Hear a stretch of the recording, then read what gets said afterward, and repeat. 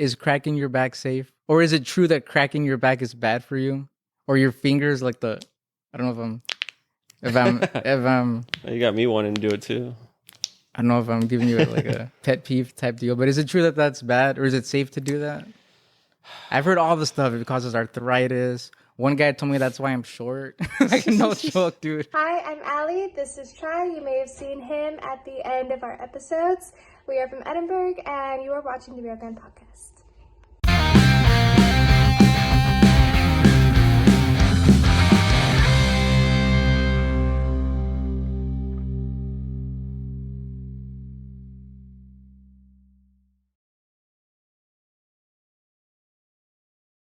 All right, guys, welcome back. It's another week on the Real Grande podcast. It's good to see everybody, or I guess you see us. But it's going to be a better week this week, because we are spending it with Mr. Mario Garza, or Mario. So my grandma doesn't get mad that I said it not Spanish correctly. Doctor of physical therapy, right, at Core Rehab. Yes. PT. All right. So we're going to be talking physical therapy, or at least health through the lens, right, of physical therapy. What is physical therapy? So as a physical therapist, we're experts in movement, right? Our goal is to help, people overcome injuries, pain, just help them restore function, whether it's walking, returning to sport, things like taking care of their children, daily activities. So it covers like a wide realm of things, but at the end of the day, it's just getting people moving better and feeling better. All right, so we're talking physical therapy, like specifically in the Valley, right? So that's our population. Let me just ask you this right off the bat: like, are there specific injuries that we're more prone to, or like, is there like most common type of things you deal with, like with us? I think the biggest issue I see in individuals is low back pain. As a society, we're becoming way more sedentary. So we're doing a lot more sitting. We're at a computer, on our phones. So that lack of movement just really sort of sets us up for, injuries, aches, pains, whether due to weakness or muscle tension, things like that. So I would definitely say low back pain, number one. Number two, probably neck and shoulder pain. Okay, and what's that? Why is that? I think it goes back to posture. So same thing. We're doing a lot of sitting. A lot of times we're on our phones. We're not really in a upright position. We're sort of like slouched, looking down. So that posture sort of puts a lot of stress on our joints and makes our muscles work harder. So, again, going back to sedentary lifestyle, activity. We try to promote activity for all individuals, and movement really seems to be like medicine at the end of the day. So that's probably the number one approach we take when it comes to treating people, providing exercise, stretches, things like that. Okay, so then let me ask you this: are we moving? How's our report card in that department? For the Valley, I'm going to give it a C minus. Okay. What I do like is that a lot of cities are starting to put up more parks, trails, things like that help keep us active.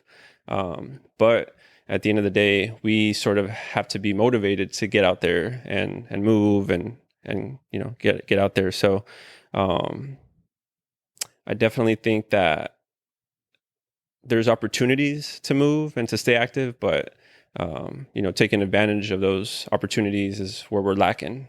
Okay, so when a physical therapist sees new parks opening, like it makes them feel good. I love it. Yeah, just promoting movement, promoting fitness and health.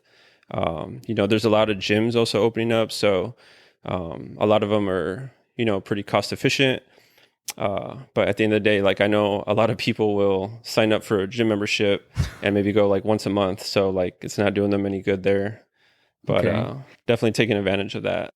Okay, so then it kind of begs a question. So why do we need to move? Like why? Because you mentioned the word movement like 3 times. Yeah. Right. So like why the emphasis on movement? Like what does it do for you? So, several things. Everything from circulation, right? Muscle strength, muscle flexibility. Our bodies adapt to not moving, right? So not moving. Right. So if we're sitting all day, we get, hip tightness, we get shoulder tightness, so once we go to stand up and start moving, we're sort of not in a prepared state to move. And so you go to run or you go to play a sport, your body's not prepared for it. So that sets you up for injury.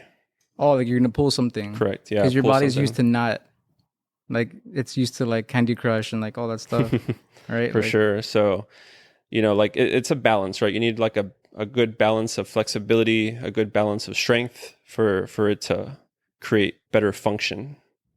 Okay. So, I was thinking about like, because we mentioned like posture and sitting. So the valley, like, we don't necessarily have like subway trains or like, I mean, I don't know how many of us have a long commute, but generally, like, we have the the highway. Mm-hmm. Apparently, expressway is a valley term, so I'm trying not to like. I mean, I'm trying to be cognizant of that. But like, do we have any? Is there any part of our lifestyle that like impacts our health? Like, whether it's, I guess we can talk negatively in this sense. Like, I know. I mean, I'm sure there was a time when a larger majority of us were like migrants or like farm workers, and I'm sure that that would have taken a toll. Is there? Do you see anything like lifestyle specific here that kind of gets to us, or is it just like a broad thing? Everybody's on a computer. I mean, I think just as a society in whole, technology, even though it helps us in a lot of ways, it also makes us lazy, Like everywhere, right? right? Like, no matter where So, you're at. like you're right, like you mentioned, the expressway, a lot of commuting via vehicles, right? We're not walking to work, we're not riding bikes to work. So, our activity level has just decreased significantly over the years. So, talking about other factors, unfortunately, the valley is, sort of at higher percentage obesity. So That's no secret, right. we don't have to sugarcoat that. Like, everyone's heard McAllen, fattest city in the country, right? Brownsville. So, sometimes facts are facts, right?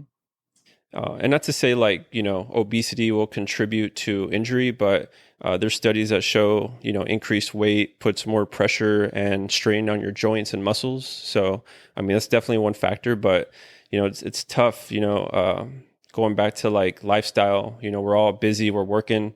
The last thing we want to do is go home after a long day and, cook a nice meal. So we stop by, a taqueria, pick up some tacos or McDonald's, whatnot. So that doesn't, help either, right? That's true. Yeah. So the drive-throughs are getting to us. For sure, for sure. Yeah, and they're growing too. And I'm guilty. I love my tacos. I love my burgers. From where? What's your taco place? All right, Taqueria Annalise in Mission. Oh, yeah. She won an award, right? Yeah, those are probably the best tacos in the valley. But I mean, there's a lot of great taquerias here. But I think that place is a different taste for sure. And this is off subject, but so you were at that place. What do you order from there? So they have a vampiro, which is like a kind of like a tostada, blue corn tostada with like fajita, nopales, cheese, avocado, things like that. So that's like my go-to for sure. But Okay. once I eat that, I'm definitely gonna go exercise to burn that off, To balance it right? off. Okay. So Okay. Well. Okay. Well, with that in mind, because one thing I wanted to ask you, because I mean, we're like, I'm talking for the valley, right? And like, we get very curious about, as far as like what we are, who we are. Are there any like health trends in the valley specifically that concern you? Like, things you see, obviously, like, like diabetes is a big issue here, right? So I mean, I'm sure that there's mobility issues as well. But are there any specific health trends that you've seen, or that physical therapists would uh see, like there's like a red flag here at home? I mean, well, like you mentioned, diabetes. There's studies that show that resistance training exercise, right, can help sort of improve your insulin resistance, which in return helps sort of fight off the diabetes. So, I mean, going back to movement, exercise, I mean, all that is real beneficial. Okay, so what's insulin resistance? So it's just like your body's ability to sort of process the sugar that we eat, right? So if you don't have enough insulin, I'm sorry, if you have too much sugar that you're ingesting, um, and not enough insulin to break it down, all that excess sugar, becomes an issue, So resistance training, helps improve your ability to process the sugars. Okay. And what's an example of resistance training? Anything like lifting weights, squatting, bench press, things like So that. that can directly like either like improve your diabetes or like lower your chances of developing it. Correct. Okay. I've had patients who, or in the past, who were actually able to reverse their diabetes, like control it, just through exercise. They no longer had to take medication. So, I mean, exercise and What? movement is So very a physical beneficial. therapist can directly impact or reverse like an A1C on a patient? Like On some individuals, it's really? possible. I Wow. mean, it's So not. I didn't know that. I mean, it's not us per se. Like we just help guide them. No, it The is. individual, No, it is. the individual has the biggest part. Yeah. We just kind of help guide and direct them. But at the end of the day, that individual has to put in the work. Same thing with physical therapy. A lot of individuals maybe come to my facility and are looking for a quick fix, but it's like I do my part in treating them, and then I sort of have to educate them on what they could do to continue to improve their issue. So it's a Okay. collaborative effort, That's cool, man. I didn't know that because like automatically you're gonna think first like endocrinology, like PCP, like at least, I guess physical trainer or personal trainer. But I didn't realize that physical therapists can directly impact like like even reverse like type 2 diabetes. That's crazy, man. Because I mean that's like one of the biggest things. That probably is the single biggest like comorbidity or like public health problem that we have here, right? Like Oh yeah. like just the type 2 diabetes or like what is it, metabolic syndrome, or like in general like cholesterol and all that is going to get improved too, right? Like Oh yeah. with the movement. Absolutely. Because what is it's cholesterol, high blood pressure, and diabetes, right? So all that, and then we're talking about obesity after that. So like I guess I just never realized the range, like the power that physical therapy can impart on a person. So okay, so now we're talking about this, we got everyone listening. So I want you to help us out here, man. Um, Give us some simple, like daily stuff that can help prevent neck, back, like shoulder pain. Like teach us something that we can do to like lessen the amount of pain that we have on a daily basis. Whatever. I mean, I've heard people say like, don't have a wallet in your back pocket. Like anything that you can think of. Yeah, I mean, it's tough. It's tough to just give like a general tip. It's all dependent sort of on the individual. Okay. But I mean, for like neck and shoulder pain, the first thing I would suggest is just being aware of your posture. If you are sitting a lot, try to promote a better alignment. Crap. Straighten up, boy. So, I mean, if that means like putting like a pillow behind your back to give your back some support. If you're at a computer, scoot your chair closer to the table, to the desk, right? So that you're not leaning forward or slouching. Um, Standing up more often. I have clients that, they're at a desk all day. They say they only get up once a day to go eat, and the rest of the time they're sitting. So that lack of movement, right? Again, I'm preaching movement. That lack of movement sets you up for issues down the road. So it could be as simple as getting up every 30 minutes, straightening out. There's definitely a lot of different, stretches that we could do to help like loosen up tight neck muscles and shoulder muscles and whatnot. But yeah, again, it depends on the individual. Okay. Okay. Well, that in mind, so let's say a lot of us in the valley work long hours, man. Mm-hmm. Like we do, like we're nurses, we're teachers, just whatever the case may be. We will have like 2 or 3 jobs, right? So how can those of us that are working long hours stay moving or stay physically active? Yeah, I mean, I think trying to find time, whether it's with your family or your friends, try to, you know, like I mentioned, parks earlier, if it's going out with your kids to the park and, playing with them, just getting out there with nature and getting some fresh air, all that's going to do you good. But I think just setting up like obtainable goals first, So, okay, I'm tired. It's been a long day, but let me get a 10-minute walk in or a 15-minute walk around the neighborhood. And then maybe the next week you could bump it up to 20 minutes and so on. Right. But set like little goals that, you could achieve. And once you hit those goals, it'll kind of motivate you to, pursue further goals and progress from there. So start small, like small things For sure. that you know you're gonna be able to tackle. Exactly. Okay, so that you see the momentum. You mean? Oh, Definitely, okay. definitely. You know, sometimes I promote or I try to give like home exercises to individuals, you know, so that they could continue their improving their mobility or But strength even or for like whatnot. busy people. Oh like yeah. that? Okay. And I try to make it sort of accessible to where they don't need equipment. They could perform it, you know, at work, you know, so that way there's no excuse, you know. At work? Oh yeah. Like what are you talking about? Like Like at a desk? Or yeah, like, yeah. Like what can you do? Like simple stretches, like, you know, if we get individuals with neck or shoulder pain, like a little side bend stretch like that, Side or bench yeah, stretch like a little, this? yeah, just a little.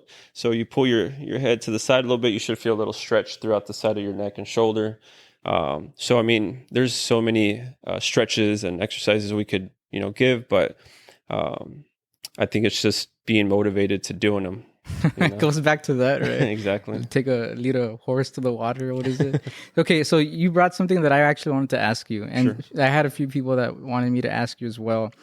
Let's talk about stretching. Like, convince me that stretching is important. Like, why is stretching such a big deal? Because it doesn't feel like it.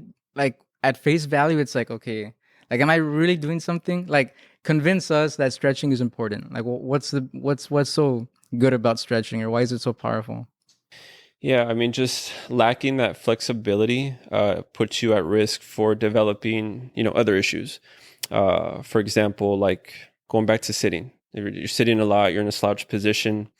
A lot of your chest muscles, neck muscles start getting tight. So once you go to straighten out, stand up, those muscles sort of adapt to that slouch position. So stretching will allow you to sort of straighten out better and again, put less stress on your joints and your muscles. So it's just a good way to prevent injury, even though it doesn't sort of feel like it's doing much. It's sort of a process, right? Flexibility isn't something that you improve overnight or over a span of a couple of days. I mean, it could take weeks, sometimes months to improve flexibility. But that's definitely a big component that could put you at risk for injury. So it's important to be flexible. It's important, right? There's such thing as like too much flexibility, right? Like hypermobility, they call it, or hyperflexibility. But yeah, you do want like a good balance between flexibility and like strength. And it's important to be flexible to avoid injuries. Correct. Yes. And you gain flexibility, improve it through stretching. Through stretching, through movement, right? I mean, there's like dynamic stretches where you're sort of just going through the movement. Let's just say like just lifting your knee to your chest, right? And then there's more of like a passive stretch, like a static stretch where you actually pull your knee to your chest. So there's so many ways to stretch, but the main thing is doing it, you know? Okay, yeah. I love how it goes always back to that, right? I mean, I'm guilty of it too. I preach this every day, telling people, you know, you need to stretch, you need to work on this and that. But, you know, there's times where I'm tired and I don't do it. I know I need to do it, but I sort of neglect it. And then once I'm hurting, you know, that's when I'm like, oh, I know what I need to do, you know? So how do we know when we need to seek help from a physical therapist? So I think just being in tune with your body, you know, we sort of have aches and pains, right, here and there, and we sort of assume that they're going to go away on their own. But I'd say if it's something that's lasting more than a few weeks up to a month, then definitely seek help. It doesn't have to be a PT, a physical therapist. I mean, chiropractors are helpful. You know, medical doctors, family doctors could totally help you go, like, lead you down the right path to what you need, right? But I think like as a PT, we're sort of like quarterbacks in the healthcare system. So like when it comes to injuries and whatnot, like we could totally assess you and determine if PT is right for you, if we could help you. But if it's something that probably needs more attention, maybe you need an x-ray or more testing to determine like, is this something more like systematic, right? Maybe someone's coming in with back pain, but the tests sort of show that it's not muscular. Maybe it's something like radiating pain from an organ, right? So we have to be able to refer them out to someone else that could do further testing. But you can determine whether or not that's the case. Correct. Yeah, we could like referred pain and all that. You can figure out like where the pain is coming from. Correct. Yes, Okay. like different tests. So you can still tell me, like, even if I go to you and you can't help me, or like if it's not something in that scope, you can still tell me like where to go. For sure, absolutely. Oh, okay. I didn't mean to diss you. You can't help me, but you know what I mean. Like it's not something in that. He's like, no, I don't know what you mean, but you can figure out like whether or not it's something that you would be able to take care of, or that you can refer to someone else. Absolutely, yes. I mean, as much as I want to help individuals, I mean, there are times where for sure I can't. There's different origins, different with like etiologies of stuff. This is a fun one that I have for you. I don't know if this is a myth or misconception. I don't even know how to ask. Is cracking your back safe? Or is it true that cracking your back is bad for you? Or your fingers, like I don't know if I'm you got me wanting to do it too. I don't know if I'm giving you like a pet peeve type deal, but is it true that that's bad, or is it safe to do that? I've heard all the stuff. It causes arthritis. One guy told me that's why I'm short. Like, no joke, dude. That and coffee. But like, anyway, is it safe to do that? Short answer, yes. It's safe. Okay. There is such thing as doing it too much. Cracking your back too much. Oh, yeah. So what are you cracking? So what you're doing... This guy's like... So what you're doing pretty much is taking your joint to its like end range, to its limit of stretch, right? And so that quick thrust that we apply is creating like a release of gases, and that gas release creates that pop sound. So we're cracking gas. Pretty much, yeah. Not bones. Yeah, it's the joints sort of creating a release of gases, and that sort of creates that pop sound. So why did you say short answer though? Like, is it a long-term thing that it could, like, is it bad to release those gases? So if you do it too often, if you get adjusted or, crack your back too often, it could lead to things like hypermobility. So hypermobility pretty much is that the joint moves more than it should. And so that could also lead to other issues down the road. That puts like more stress on your joints, makes the muscles work harder around that joint, and just sets you up for, things like spasms. I've seen people with like severe back spasms. Because they crack their back a lot? They crack their back too much, and they sort of have that instability or hypermobility, So They go to bend down and pick something up off the floor, and when they come back up, their back just spasms because their back is just kind of loose, so to say. So I don't know if you know what I mean by that. Yeah, I thought you were going to say they come back up and it cracks by itself. So, I mean, there's definitely a time and place, but yes, there's such thing as overdoing it, and it can lead to, issues down the road. So, I mean, like, it's not like bad to do it, but like, don't do it all the time. When needed, yeah. Okay. I mean, there's individuals that crack their neck or their back on their own multiple times a day, that's... But why though? Like habitual? Habitual, like they get relief, But does it do anything for you? It's like, it causes a physiological response, it seems like, and it sort of kind of helps things feel better in the moment. But after a while, things are going to just go back to how they were. And so you're going to want to crack again. But it does loosen you up. It can sort of help relax things for sure. But is it more like psychosomatic? Like, you think it does? Because that's what people do. Like, when you're about to like fight someone, like, all right, like we've all seen in the movies, right? Or like you're gonna like try to talk to a girl, you're like, all right, like, you know what I mean? Like, there's something about like cracking something in your body that people do before like they're about to like get something going. But it's more of just like a mental thing. I mean, no, there's definitely like some physiological reaction that occurs. But I mean, for sure, like. Psychological in the sense that it feels good, right? So if it feels good, you're probably going to do it more, right? But like I said, there's definitely such thing as overdoing it or doing it too frequently. Because the arthritis thing is something I've heard for such a long time, and I've never looked for like meta-analyses or anything. I've never like looked into it. But when you were coming, I was like, I'm gonna ask this guy if it's true like that. But it's not like a pet peeve or like it doesn't bother you or like. Not at all. I mean, I'm certified in spinal manipulation, so I mean, I'll perform, manipulation adjustments on individuals who need it. Cool. But if they come in saying, you know what, I need to get my neck popped, but they're not appropriate for it, I'm not going to do it. What do you mean they're not appropriate? Like if there's already too much laxity, like in the sense of like there's too much mobility within that joint of their neck, going to adjust it isn't going to do much for them. So I'd rather provide them something a little bit more specific, maybe like a strengthening routine or other treatment options that I could offer to help. But you can tell if their neck is like, would you say Like too loose too or loose? hypermobile for sure. Hypermobile? Yeah, Okay. we could perform different tests and sort of assess that mobility through Cool. manual sort of testing. Is that something you did, or is that all physical? Is that in the scope of physical therapy in general? It's in the scope of physical therapy. Now, some individuals maybe don't get certified or don't want to perform spinal manipulation. At the end of the day, it's sort of your call, right? But they learned it anyway. You learn it, but not everybody performs that, you know? Is that different or similar to chiropractic spinal? It's similar. I mean, it's interchangeable, you know?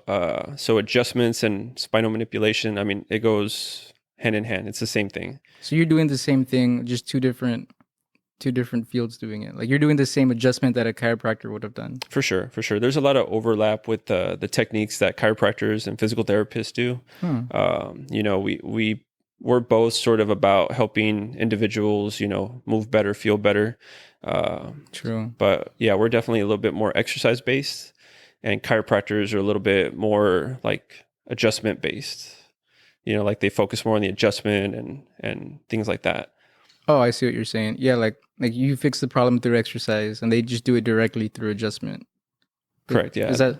Yeah, their focus is more adjustment, and our focus could be more like therapeutic exercise. Would you do a lot of the same? You do some of the same, like work that they like. You when you're doing it when you say you're certified in spinal manipulation, that's exactly the same thing they're doing. Correct. Cool. Yes. Cool. Yeah. I didn't know. I guess we learned something. Did you ever think about doing chiropractic or?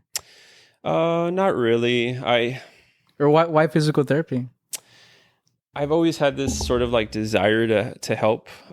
Like as a kid, my grandma, she lived in Mexico, and she suffered a hip fracture, and so the care that she received over there just wasn't good. So I always saw her struggling to like walk and move around, and always wanted to help. You know, somehow I just didn't know how. So that kind of led me into this sort of like passion of like movement and exercise, right? And getting people, you know, moving again. Okay. So yeah, that kind of influenced me to follow something like this. I initially thought, oh, well, like a physician, like an MD, right? I get to help people. But once you realize like what an MD does, you're sort of like, oh, well, maybe not. Like what else is there, right? So that's when I sort of came across PT and said, you know what, this is what I want to do. Cool, man. So cool. So I got one more question for you, man. And I didn't tell him, I didn't prep him for this one. So I just wanted to ask you, what's one thing you love? Let me preface that. So he's from the Valley, right? Went off to school and then came back. Correct. So with that in mind, what's one thing you love about the Rio Grande Valley? Man, that's a tough one. There's so many things I love about the Valley. I think the culture, you know, in San Antonio, it's a good mix of like ethnicities. But I think down here, like our Hispanic culture is just like very welcoming, like very supportive in a sense. So, you know, we're right along the border with Mexico. So we get a lot of that Mexican culture. You know, going back to nature. I mean, we have like the beach, we have like, you know, just we have sunny skies like majority of the year. So there's so many opportunities to go out and just enjoy the outdoors, you know. So, but for the most part, I think just the culture, you know. Cool, man. Cool. So like everything that encompasses that, like the food, and we already heard the vampiro tacos and everything. Vampiro tacos. What are you drinking when you're having tacos, by the way? Limonada. Limonada? For sure. Okay, classic. Okay. You know it. You never go like horchata or Jamaica or anything like that? Like I like Jamaica, but you can't go wrong with the limonada, you know? Yeah, just refreshing, you know? Yeah, it is. All right, guys. So we got one more segment. So every week we have a segment called it's the Valley Homework of the Week. So we try to give people like we give the Valley something to do for that week that's going to be like positive, uplifting. So this time it's more story based. So this week's Dulce Wine Valley Homework of the Week. In the comment section, wherever you're watching or listening to this, tell us about a time that somebody helped you out. Okay, tell us a story Tell us what they did, what you needed, how they helped, and we'll read them and we'll shout some of you guys out if you want. If you don't want, let us know because I'll shout you out anyway, and then that wouldn't be cool. But anyway, so this week's Dosa Wine Value Homework of the Week. Tell us about a time someone helped you out, and we'll return the favor. Right? We gotta always, what is it called? Pay it forward. There you go. Right. For So sure. so before we sign off, man, where are you at? Where are you located? So I work at Core Rehab PT, located in FAR. So I mean, we provide physical therapy, other wellness services to, get people feeling better, moving better. So, yeah, you could totally look us up on, Instagram, Facebook, helping any individuals with any kind of aches, pains. If it's also preventative, you don't have to have an injury to come see us. If it's something like you want to prevent, or you just want to improve like your overall performance to get back to running or, exercising, we could totally help out with that. Cool. And with that in mind, I just want to give a quick shout out to, I guess, someone that we both know, a former classmate of mine in elementary and high school. And I guess she spent some time working with Mario too. I want to give a shout out to Annalise Salceda. She just finished her Doctor of Physical Therapy program. So congratulations, Annalise. We're proud of you. I think I said that wrong. Doctor of Physical Therapy program. There you go. But so thanks for being here, man. We really appreciate it. I guess we learned something. I don't feel so bad about cracking my knuckles anymore, but I guess I'll do it a little bit less. I feel sad now. I thought I was like all cool, like like messing with my bones, but I guess gas is. I guess It's all right. safe. It's safe. Just don't overdo it. Don't overdo Okay, it. all right. Yeah, I won't feel bad anymore. But anyway, it was fun, man. We appreciate the time. He's been really busy, so we've been trying to coordinate this. So we really appreciate that you're able to come out today, man. He's here fresh off the clock. So thanks for being with us, man. Thank you for having me. It was fun. Thank All you. right. We'll see you guys next week. We met another member of the Valley, Dr. Mario Garza, and get moving. Thanks, guys.